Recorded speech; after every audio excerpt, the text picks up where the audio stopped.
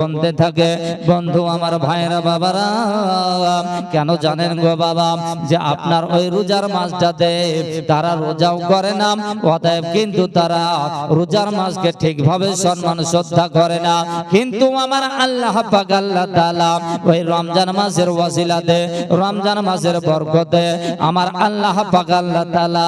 কবরের আযাবের ফেরেশতাকে ডাক দিয়ে বলেন বলো গো আমার কবরের আযাবের ফেরেশতারা শোনো গো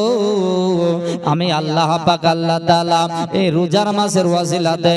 রোজার মাসের বরকতে আমার আল্লাহ পাক আল্লাহ তাআলা বলেন যে আমি ওই রোজার মাস রমজান মাসে প্রত্যেকটা কবরের আযাবকে maaf করে দিয়েছি বলুন সুবহানাল্লাহ। কবরবাসী যিনারা হয়ে গেছেন মুর্দা ব্যক্তিরা ওনারা বলেন যে রমজান মাস রোজার মাস যেন আপনার না যায়। এই রমজান মাস রোজার মাস আমি আপনার বলতে চাই অনেক যুবক ভাইদেরকে যে আপনার দেখা যায় রোজার মাসে রোজা করে নামাজ পড়ে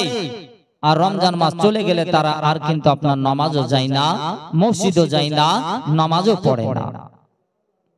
কিন্তু শুনে রেখে দেন ভাই ওগো তরুণ যুবক ভাইরা বন্ধুরা রমজান মাস এলো রোজার মাস থেকে নামাজ শুরু করে দিলেন বাবা রমজান যদি শেষ হয়ে যায় তবুও কিন্তু আপনার নামাজ কিন্তু ছাড়া যাবে না কেননা এই নামাজ কিন্তু আল্লাহ পাক আল্লাহ তাআলার নবী বিশ্ব নবী আকা মাওলা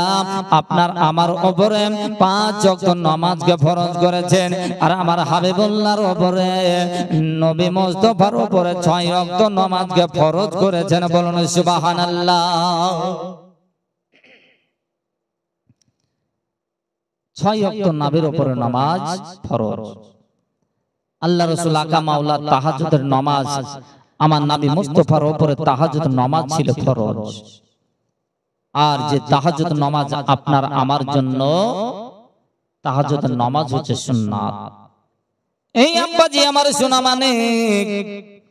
তাই তো আপনার বলতেছিলাম ভাইজান গো রমজান মাসকে যদি মোহাব্বত করে আপনি যদি রমজান মাসকে যদি সম্মানের সহিত রোজা করার পরে এই রমজানকে আপনি যদি বিদায় করতে পারেন তাহলে কিন্তু দেখা যাবে রমজানের ওয়াসিলায় আল্লাহ পাক আল্লাহ তাআলা আপনাকে আমাকে মরার পর করবে জান্নাতি জান্নাতি বলুন সুবহানাল্লাহ।